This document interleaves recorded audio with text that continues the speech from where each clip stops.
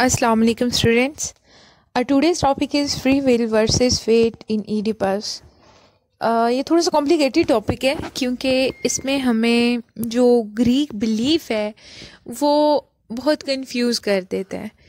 उनका इतना strong belief था फेट के ऊपर कि वो समझते थे कि जब किसी शख्स के बारे में कुछ प्रिडिक्ट कर दिया जाता है तो वो कुछ भी कर ले, वो अपनी हर कोशिश के बावजूद भी अपनी किस्मत को चेंज नहीं कर सकता। और जो फेट होती है वो रूल करती है ओवर मैंस डेस्टिनी। और दूसरी तरफ हमें यहाँ पे टॉपिक मिलता है फ्री विल का। फ्री विल को यूज़ करते हुए जो करैक्टर है वो अपने डाउनफॉल से मीट करता है और उसमें बताया जाता है कि सारा उसका अपना ही कसूर था, उसके अपने ही एक्शंस थे जो कि कॉज बनते हैं उसकी डाउनफॉल का या उसकी एडवर्सिटी का। तो इसको अब यहाँ इडिपस रेक्स में किस वे में एक्सप्लेन किया गया है फ्री विल का और फेट का क्या रोल है। यानी कि इडिपस जो है, अगर हम कहें कि वो खुद रिस्पॉन्सिबल है अपने डाउनफॉल के लिए, तो ये स्टेटमेंट ठीक है। और अगर हम कहें कि फ्री विल जो है यानी कि उसके अपने एक्शंस थे जिन्होंने उसका डाउनफॉल और वो सारा सिनेरियो क्रिएट किया जिससे उसकी एडवर्सिटी हैपन होते हुए हमें नज़र आती है। So is it true or not, तो ये हमने देखना है। Let's start the question. The events in Oedipus Rex by Sophocles show an underlying relationship of man's free will and fate। यानी कि ये प्ले भी जो है ना, ये असल में एक ट्रिलॉजी है और इडिपस रेक्स जो है ये एक एपिसोड है इस ट्रिलॉजी की। इसमें हमें सोफोक्लिस ने क्या दिखाया हुआ है कि जो मैंस फ्री विल है यानी कि आदमी की जो अपनी मर्ज़ी होती है, अपनी विश होती है, क्या वो ज़्यादा हमें रोल करती हुई नज़र आती है या फिर उसकी फेट होती है जो कि कॉज बनती है। तो ये जो है ना, ये हमने इस पूरे क्वेश्चन में इसको डिटेल में पढ़ना है, डिस्कस करना है कि एक्चुअली क्या है। Man is free to choose and is ultimately held responsible for his own actions. अब एक बात तो तय है कि इंसान को वही मिलता है जिसकी वो कोशिश करता है, यानी जैसे उसके एक्शंस होते हैं वैसे ही उसको उसका रिवॉर्ड मिलता है। Both the concept of fate and free will played integral part in Oedipus' destruction। अब अगर कह दिया जाए कि सिर्फ फ्री विल थी जो इडिपस की उस डिस्ट्रक्शन का काज बनी, तो ये स्टेटमेंट भी कंप्लीट ट्रू नहीं है। और अगर हम कहें कि सिर्फ फेट ही फेट है, उसके कुछ भी एक्शंस नहीं है, तो ये स्टेटमेंट भी हमें जो है वो उसकी डिस्ट्रक्शन जैसे जैसे हुई है और जो उसके एक्शंस रहे उसके अकॉर्डिंग ये पूरी होती हुई नज़र नहीं आती। although he was a victim of fate yet he was not controlled by it। अब ठीक है, एक बात तो हम मान लेते हैं कि वो विक्टिम ऑफ फेट था, लेकिन इसके बावजूद भी फेट जो है वो मुख्तलिफ जगहों पे वो इतना उस पर रूल नहीं कर रही थी, बल्कि कुछ एक्शंस उसके ऐसे थे जो कि सिर्फ उसके अपने थे। अगर वो चाहता तो उन एक्शंस को अपनी मर्जी से वो चेंज कर सकता था।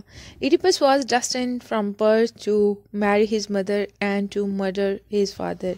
क्योंकि ये जैसे ही पैदा हुआ इसके बारे में बता दिया गया था कि he will be killer of his father और अपनी माँ से वो शादी भी करेगा। तो ये यानी कि बाय बर्थ ही एक इसको कह सकते हैं हम कि एक रैश पर्सन अपने उस सर्कल में कंसीडर इसको कर लिया गया। यही रीज़न था कि जो किंग लाइस है जो इसका फादर है, उसने इसके पाँव जो है वो बाइंड किए एक टाइट रूप से और इसको डेल्फी पे भेज दिया, कोरियंथ साइड पे, कि उसको एक पहाड़ से गिरा के मार दिया जाए। दिस प्रोफेसी अब ये जो प्रोफेसी की गई थी यानी उसके बारे में एक, क्योंकि ये जो प्रीस्ट होते हैं ये प्रोफेसीज बताते हैं, उस टाइम में भी किसी प्रीस्ट ने ये क्लेम किया था कि ऐसा होगा। As warned by the oracle of Apollo at Delphi that inevitably would come to pass no matter what he may have done to avoid it।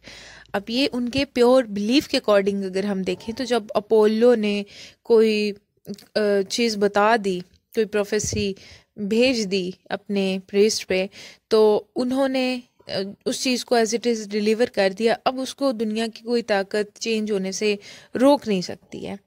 His past actions were determined by fate, but what he did in Thebes, he did so of his own will.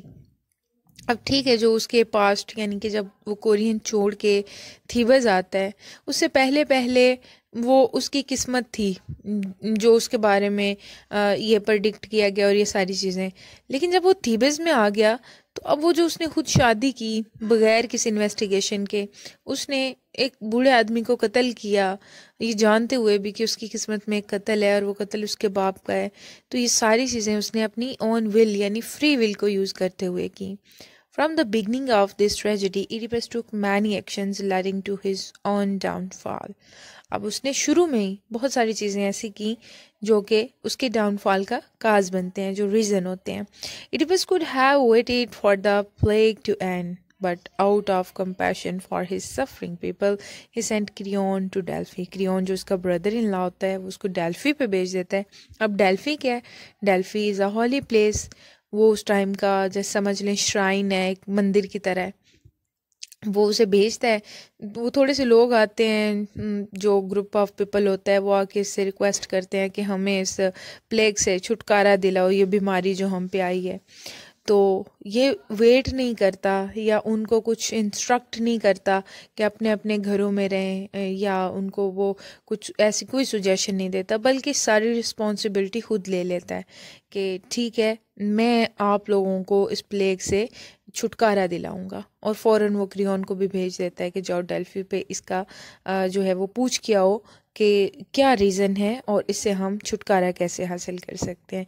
He could have calmly investigated the murder of the former king Lais, but in his hastiness he passionately curses the murderer and in so unknowingly curses himself. अब वो जब उसे पता चलता है कि king लाइस को कत्ल कर दिया गया था, तो यहाँ पे भी वो इतना इम्पैशनेट हो जाता है, या फिर आप कह लें कि ये उसकी जल्दबाजी होती है कि वो फ़ौरन से वो उसको कर्ज करने लग जाता है, लानतें भेजने लग जाता है और बद्दुआएं देता है. और यहाँ तक भी कहता है कि मैं अगर ख़ुद भी कातिल हूँ तो मुझ पे भी, या मेरे घर में कोई कातिल है तो मेरे पे भी वही पेनल्टी आए, वही सज़ाए जो मैंने अभी ये बद्दुआ दी है. तो फिर ऐसा ही होता है, यानी कि इनडायरेक्टली वो अपने आप को ही कर्ज कर रहा होता है और वही कर्सिंग उसकी जो है वो फिर फुलफिल भी हो जाती है. According to Greek drama, the tragic figure had to have some kind of flaw or an error of judgment. ये जो error of judgment होती है ना, ये बेसिकली बोला जाता है हमार्शिया को. तो ये ग्रीक ड्रामाज में एक इम्पोर्टेंट समझ लें कि फ़ीचर के तौर पे डिफरेंट प्लेस में यूज़ की जाने वाली एक टेक्निक है.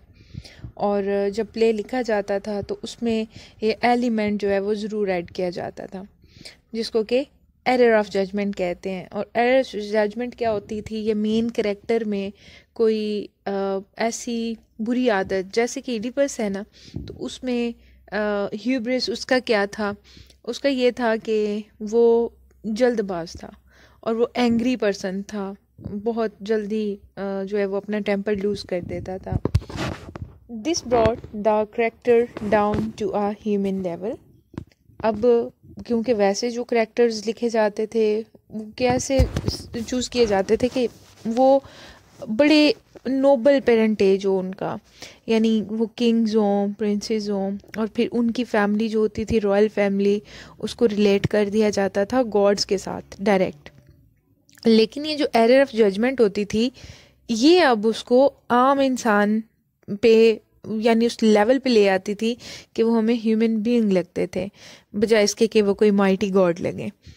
In walking fear in people, तो यही चीज़ जो कॉमन होती थी, क्योंकि हमेशा इंसान जो होता है ना, वो उसी चीज़ को लेके वो खौफ महसूस करता है या डरता है, जो कि उसे डर हो कि उसके साथ भी हो सकती है, या उसके अंदर भी कोई ऐसी खामी हो, कोई गलती हो कि वो दूसरे को करता हुआ देखे और फिर वो उसकी डिस्ट्रक्शन उसके सामने आए, तो फिर वो फियरफुल होता है कि कहीं मेरे साथ भी ऐसा ना हो जाए.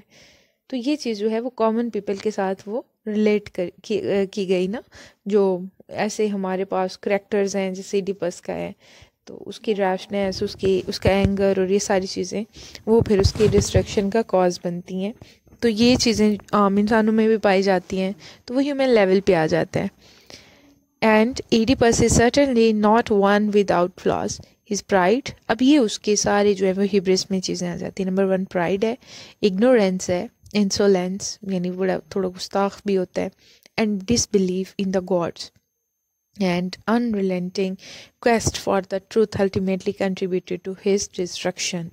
कि उसे मना भी किया जाता है, बार बार फॉरबिड किया जाता है कि तुम इस क्वेश्चन का आंसर ढूंढना छोड़ दो कि अब तुम्हारा फादर कौन है, और उसके बाद जो वो मर्डरर है उसके बारे में कोई सर्च ना करो। लेकिन वो बाज नहीं आता, और आखिरकार जो है वो फिर उसके साथ ये होता है कि उसकी आंखें भी चली जाती हैं, और उसकी वाइफ का मदर उसकी भी डेथ हो जाती है, और वो वहाँ से तिब्बत छोड़ के उसको जाना पड़ जाता है।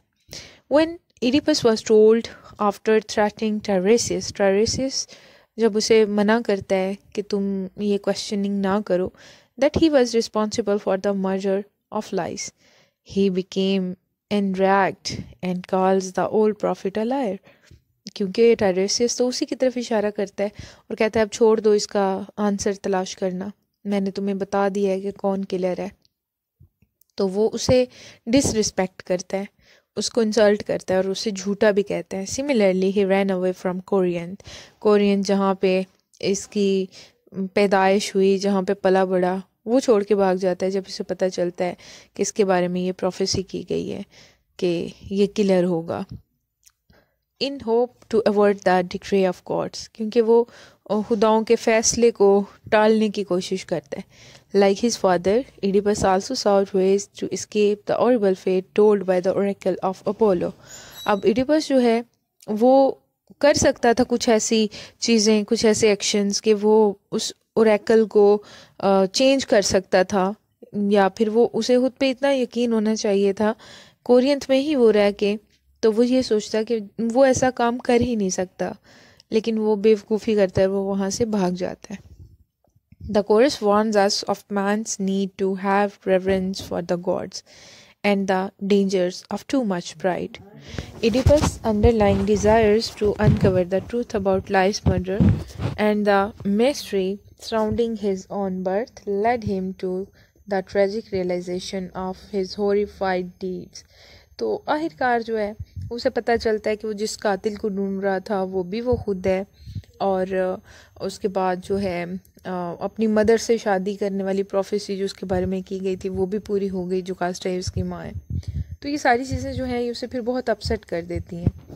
Tiresias, Jocasta and the herdsman try to stop him from pursuing the truth. Tiresias को जब पता चलता है वो भी उसे मना करता है। जोकास्टा को आइडिया हो जाता है कि ये उसी का बेटा है, वो भी उसे बहुत मना करती है, और वो ये दुआएं करती है कि काश तुम्हें कभी सच का पता न चले। और जो हर्ड्समैन होता है, जो वो जब इस पे अटैक किया गया था Oedipus पे, तो बाकी लोग जो हैं वो तो मर गए, लेकिन एक आदमी बच गया और वो भाग गया। उसे पता चल जाता है कि Oedipus वही है, तो वो भी उसे मना करने की कोशिश करता है, लेकिन ये किसी की भी नहीं सुनता। और आखिरकार जो है सच्चाई वो इसके सामने आ जाती है, जो कि इंटॉलरेबल होती है।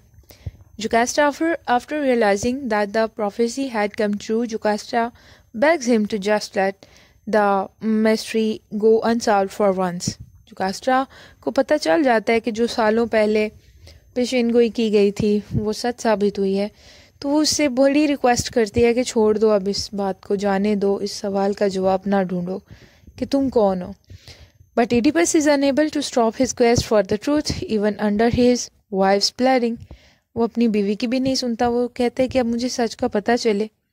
For it is in his own vein that he must solve the final riddle, the riddle of his own life. तो ये जो riddle थी, ये पहेली थी, अब वो solve करना चाहता है। Upon discovery of the truth of his birth from the herdsman, Oedipus cries. Oedipus knew that his fate had indeed come to pass and feels cursed by it. The chorus then signs an oath on the sorrow of life and tragic fate to which even the most horrid like Oedipus are ultimately subject। यानी कि इसकी जो हमारे सामने वो आती है mystery, और फिर वो उसकी रिडल सॉल्व करते हुए एट द लास्ट जो उसके साथ होता है कि वो बियर नहीं कर पाता और ना ही उसकी फैमिली ये टॉलरेट कर पाती है, और वो सारे बड़ी एक ट्रेजेडी में चले जाते हैं, बड़े अपसेट और बड़े सैड हो जाते हैं। तो फिर यहाँ पे कोरस जो है उसकी हमें लाइंस नज़र आती हैं और उसमें वार्न किया जाता है इंसान को, और वो एक रियलिटी बताई जाती है कि इंसान की लाइफ जो है वो बहुत अनप्रडिक्टेबल है, किसी भी टाइम कुछ भी हो सकता है। और प्राइड और एंगर और ये सारी जो चीज़ें हैं वो ऐसी होती हैं कि लास्ट में इंसान को उसका जो रिवॉर्ड है in the form of penalty वो मिल जाता है। At the end of this tragic story, when Oedipus gogs out his eyes, जब वो अपनी आंखें नोच लेता है, the chorus asks him what god urged him to blind himself. Oedipus replied, Apollo. Apollo, dear children, the god was Apollo. He brought my sick fate upon me, but the blinding hand was my own. यहाँ पे वो अब मान जाता है कि गलती मेरी अपनी थी। He takes the responsibility for his actions. Oedipus was guilty of killing his father and marrying his mother, but perhaps the true sin lay in his attempt to raise himself to the level of the gods by trying to escape his fate. The chorus chants how Oedipus was avenged by all men. He was honored highest above all honors, and how he won happiness by killing the Sphinx. अब वो swings को कत्ल करता है और लोग जो है वो उसे बहुत अप्रिशिएट करते हैं और बड़ी वो उसे ऑनर और इज़्ज़त मिलती है। But how ultimately there came a reversal of fortune in his prosperous life. लेकिन आखिरकार वो सारी चीज़ें जो हैं वो उसके किसी काम नहीं आती और वो उसकी प्रॉस्पेरिटी वो एडवर्सिटी में बदल जाती है। When he tears at his eyes with Jocasta's bruise, Oedipus is accepting the full burden of his acts and knew that he must be punished for his sins. Therefore, the act of destruction was caused by free will, not because of his tragic fate. तो यहाँ पे सिर्फ उसकी fate नहीं है बल्कि उसके अपने एक्शंस भी हैं जो कि उसकी डिस्ट्रक्शन